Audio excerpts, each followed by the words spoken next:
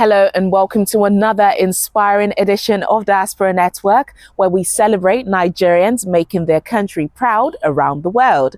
I'm Teniola Oyetayo. On the program this week, it's all about women in aviation. Our guest is Tracy Atobatele, a pilot who funded her flight training while running a fashion brand, earned a FAA commercial license, now instructs on the Falcon 900 program and mentors others through her organization. But before we hear from her, let's take a look at the stories making headlines across the global Nigerian community. A Nigerian correctional officer, Olukemi Bikunle, serving with the UN mission in the Democratic Republic of Congo, has received the third United Nations Trailblazer Award for Women Justice and Corrections Officers. The award was presented in New York by the UN Deputy Secretary General, Mrs. Amina Mohammed, who praised Officer Ibikunle's leadership in advancing justice and rehabilitation. Her work reminds us that when justice delivers dignity, when institutions serve people, we move closer to the promise of the 2030 Agenda and Sustainable Development, a world of peace, of equality, and opportunity for all. Taking to the stage to receive her award, the Nigerian Chief Superintendent of Correction used the moment to call for more women in justice and corrections roles within peace operations. I am proud to stand today as proof that women have a voice. We can dream boldly and contribute meaningfully to peace and security. This is why I urge member states to nominate and deploy more women to justice and corrections roles in peace operations. Representation matters. It matters for the effectiveness of our missions, and it also matters for the message it sends to communities around the world. Nigerian academic and Deputy Vice Chancellor of the University of Kigali, Professor Ogechi Adeola, has been named among the world's top 2% scientists in the 2025 Stanford Elsevier Global Scientist Ranking. Recognized for her contributions in business and management, she is the only scholar from her university and one of 14 Rwandan-based scientists on this year's list. Similarly, Dr. Ayodeji Emmanuel, a biotechnology expert and research fellow at Kaunas University of Technology, Lithuania, was also listed for his impactful work. The 2025 ranking recognized 291 Nigerians and diaspora researchers, up from 233 last year. And now an update on the latest activities of the Nigerians in Diaspora Commission. The Nigerians in Diaspora Commission has recorded over 673 million naira worth of investment deals from the 2024 Nigeria Diaspora Investment Summit. Chairman of the Commission, Mrs. Abike Dabiri Erewa, made this known at a press conference in Abuja ahead of the 2025 edition of the summit. At the 2021 summit, she says the summit has become a reliable platform linking Nigeria's diaspora investors with local entrepreneurs, boosting job creation and economic growth. Last year's event recorded over 1,500 participants and 56 deals, with the creative, real estate and agribusiness sectors leading the pack. Mrs. Dabiri Erewa called for more investors to explore the summit's opportunities and contribute to national development. This year we will continue to spotlight sectors critical to Nigeria's transformation. We look at finance and fintech, ICT, creative industries, sports and entertainment, agribusiness, healthcare, education, real estate and infrastructure, manufacturing and energy. The summit also supports Nigeria's local economy, contributing over 500 million naira since inception to service providers, creatives and SMEs engaged around the event. So we therefore call on you all as valued partners to resonate the message of NDIS that there's profitable and secure business in Nigeria, and we are ready for it. Honorable Dabiri Erewa also visited Calabar, the Cross River State capital, for the 4th State Diaspora Focal Point Officers Summit. Before the summit kicked off, Mrs. Dabiri Erewa led the NIDCOM delegation, Senate and House committees on diaspora, state diaspora focal point officers, civil societies and NGOs on a courtesy visit to the governor's office. The Deputy Governor, Mr. Peter Ode, who received them on behalf of the Governor, commended the NIDCOM boss for her dedication and commitment for diaspora matters. And let me thank you all for choosing Cross River State. We're pleased to have your summit and to let you know that Cross River State is indeed a partner of the diaspora community.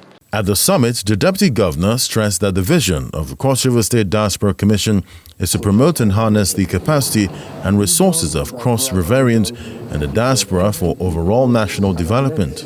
And for the NIDCOM boss, the summit aims to strengthen the issues of the diaspora through the states. Nobody will develop our country but ourselves. And that is why your role as diaspora focal persons is very, very important. And we'll be talking to state governments to support our diaspora focal persons more than they've been doing, because they need to understand and appreciate the importance of the diaspora from every state of the world, of the country. Imagine the diaspora at Cross River come back home to say, what can we do? Cross River will change massively. Imagine the diaspora in Akwa Ibom come together and say, we want to do something here. It will be massive. Imagine the diaspora in Enugu State come back home and say, I want to do something. It will be massive. So we need to encourage our diaspora. And in doing this, we also have to provide an enabling environment for them to thrive. And this administration is doing just that. In our special report this week, we spotlight Nigerian women reaching new heights in aviation, breaking barriers, inspiring others, and redefining what it means to fly beyond limits. Take a look. In a remarkable display of courage, skill, and determination, Nigerian female pilots are soaring to new heights, literally. These trailblazers are not only navigating the skies, but also breaking barriers and making the nation proud across the globe.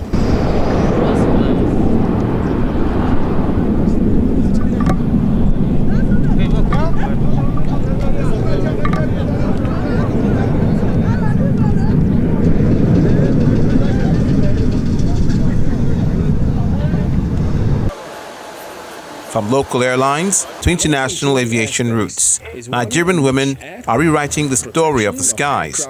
Amongst them are captains and first officers who've flown across continents, commanding respect and admiration for their professionalism and excellence.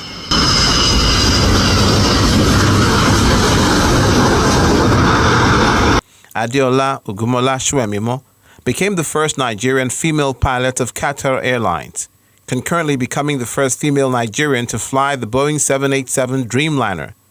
She was born in Ogbomoso, Oyo State, and graduated in transport management from Ladoke Akintola University before traveling to the U.S. to learn to fly at the Sunrise Aviation Academy, graduating in 2011.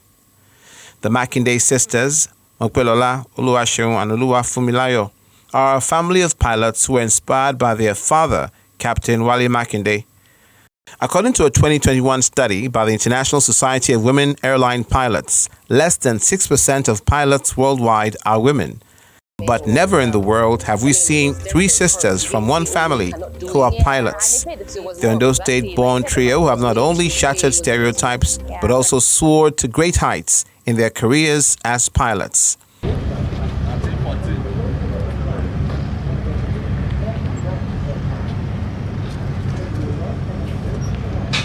These and many more Nigerian female pilots continue to soar across borders. They remind us that dreams, no matter how high, are meant to be achieved.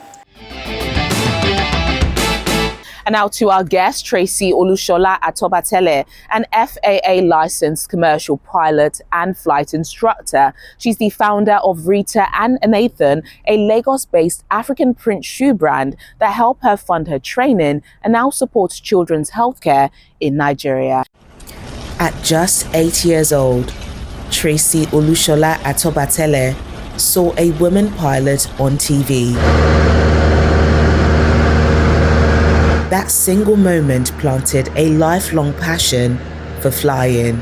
It was in the news, and then they were talking about a Nigerian pilot, a Nigerian female pilot. That was like my first encounter with somebody in aviation, and I just saw like how pretty she was, how fly her uniform was, and that stuck in my head. But I didn't think about flying after I watched that. The next time I encountered anybody in aviation was my friend's mom. She's a flight attendant. Her name is Tunde Johnson. And she would, come with her box, like from all the flights that she would do, like smelling really, really good and just looking really nice. So that was like my second encounter. She went on to study marine science at the University of Lagos. But by her third year, she knew her heart was in the cockpit. Flight school, however, wasn't cheap. I knew really quick that money wasn't going to come from my parents because I lived with them. My parents were very transparent about money. You knew what we had as a family. Like, it wasn't hidden. Like, when they struggled, they let us know. When they had it, they let us know. It wasn't hidden. So, and we're four. I have three other siblings, four of us kids. So I knew, and I already knew how much because I'd done a lot of research. I knew how much it was going to cost to go. So I knew if I really wanted it, I had to pretty much do the work myself.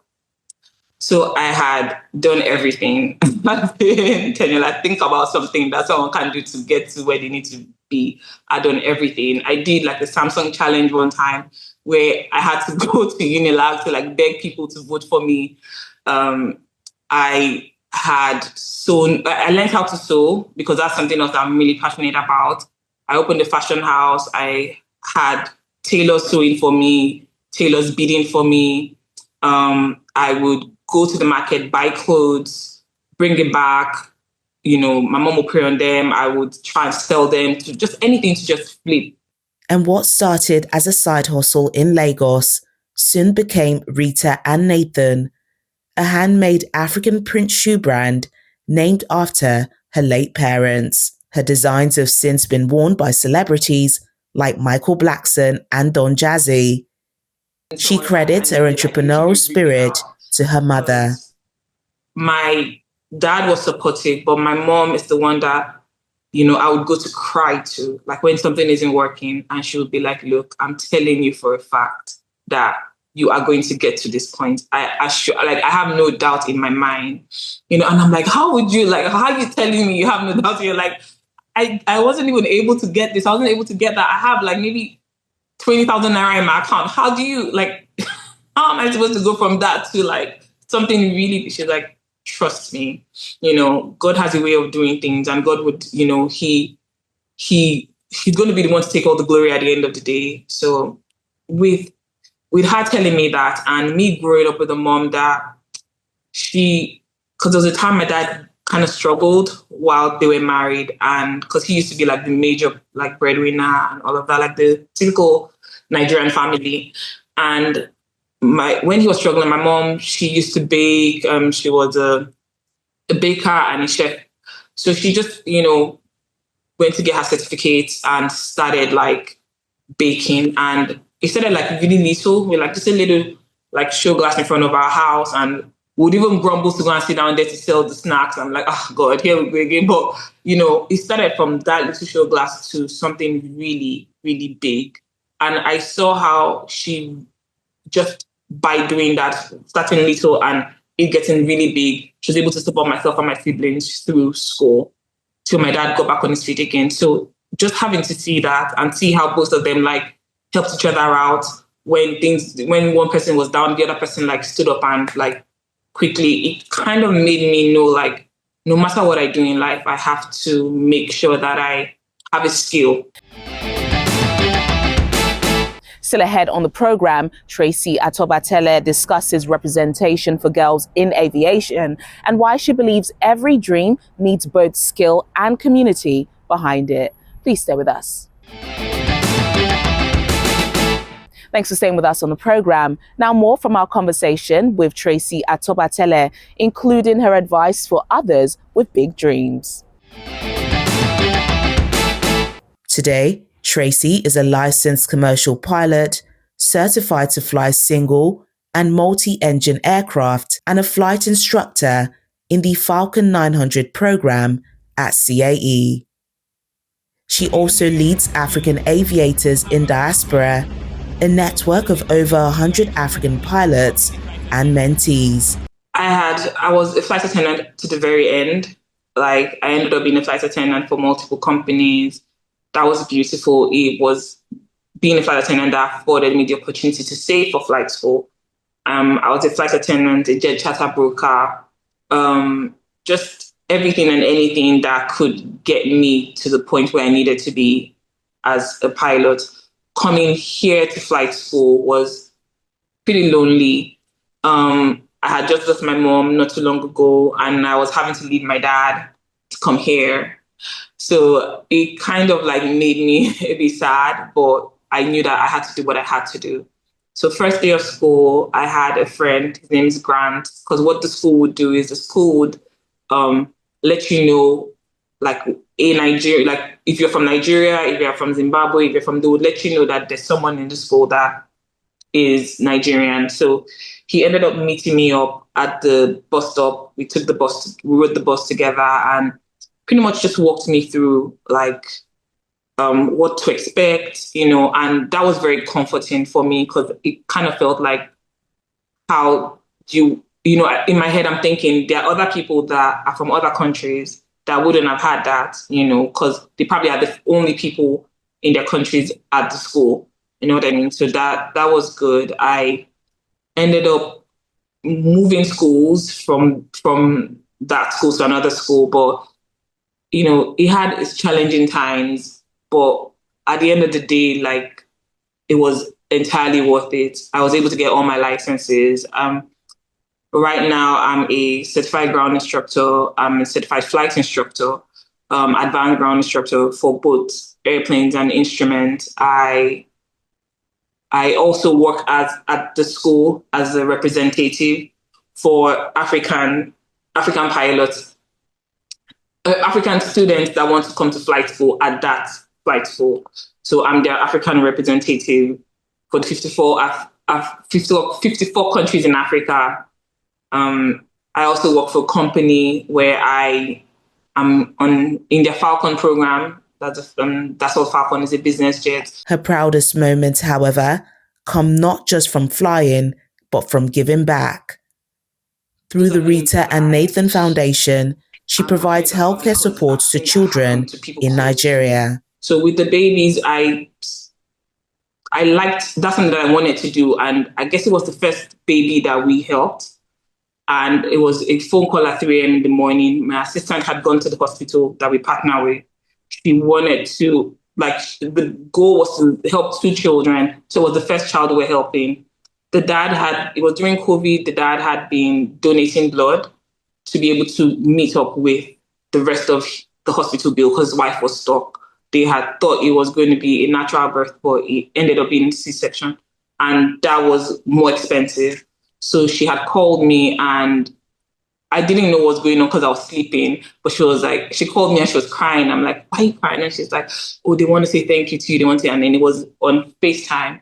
And I could see the wife that just had the baby, her husband and his mom and her mom or something, or his mom and his dad all together, with my assistant. And they were all thanking me and saying how much it meant to them because the money came at the right time and he didn't have to donate blood. And I got off the phone and I started crying because I'm like, I didn't think anything of it. I didn't think I was doing anything extraordinary. The money isn't a lot of money, but the way they saw it, it made me know, it's something that I really have to continue doing. Now a mother of a 3-year-old, Tracy says her son is her biggest motivation. My son is the reason why I do. It used to be my parents. They're still my reason why. But now that I have my son, it just kind of makes me understand, the love that I felt from my mom and my dad. It makes me understand, in real time, how much you can love a human being. So he keeps me going. I have really great sisters. I have a great brother. I have great cousins. I have amazing friends. My friends are amazing. I have mentors, and in fact, particularly 3 of my mentors where I work now. When I think about them sometimes, my eyes get misty because the amount of love, knowledge, and push, every single day that they give to me, it it makes me feel like I can do even more things than I've already done. She encourages others to dream big and work hard to make those dreams real. I would say have faith, right? Work at it. I know it's difficult. It was difficult for me as well. So I'm not saying something that I didn't practice, If you have to do one thing and that thing is too big at this point, God has gifted us like multiple gifts that we can tap into. So you can look for something else that you're really passionate about and let your second passion fund your first passion. Because that's like and surround yourself with people that have like minds as you, that would push you to be the best version of yourself. People that, for me, prayer did work for me a lot. And I would always say one thing that also worked for me is for every single person that I met, I would tell, this is what I wanted to do. So if they see anything along the way that's going to help me achieve my dreams, they will send it to me. Or when I was saving and I got my money up to a particular point, because these people have seen me like push myself, and they are aware of my dreams, it was easy for them to say, you know what, here's my contribution towards what you want to achieve. So share. Let everybody be sick of listening to you saying you want to do what you want to do. Just keep praying and keep hoping and keep, networking. Looking ahead, she hopes to join the United States Air Force in the coming months and dreams of one day returning to Nigeria to help expand aviation education, especially for girls. Compared to their male counterparts, really few females in aviation in any capacity. Like I feel like, yes, maybe for flight attendants, there are a lot more females, but as pilots, very few. Like I've been in schools where I was the only Black girl. I've been in schools where I maybe were 9, 8 girls out of like 150 students. You know what I mean? So it's really little. And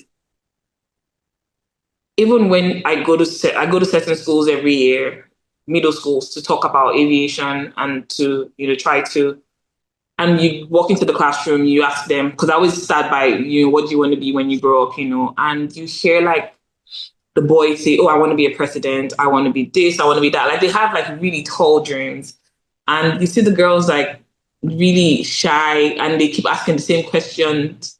Oh, are you a pilot? You're the one that flies the plane. You're the one, like, to me, it just makes me feel like as pilots, as like female pilots generally around the world, really need to put themselves out there. Not in the sense to like brag or be like everywhere, but just so that little girls, young girls can see you and they know that it is a possibility. Like come out, share your stories, share your struggles, let them know, like, what, these are the struggles this person faced, and if this person ended up getting every single thing they wanted to achieve. They got the licenses, they're flying the planes now. It is possible. You know what I mean? So that's something that I would hope and wish that we had girls that were more confident in themselves, didn't like back down, had crazy tall dreams. And even in situations like mine, when you feel like the money isn't there, like they have someone in their family, anybody that tells them, like, you know what, just continue to push. You get to where you need to be. Nigeria is so blessed with a lot of amazing minds. And I feel like it's just a lot of untapped, like, human resources that are still there. And, even if I don't make like a huge difference, you know what I mean?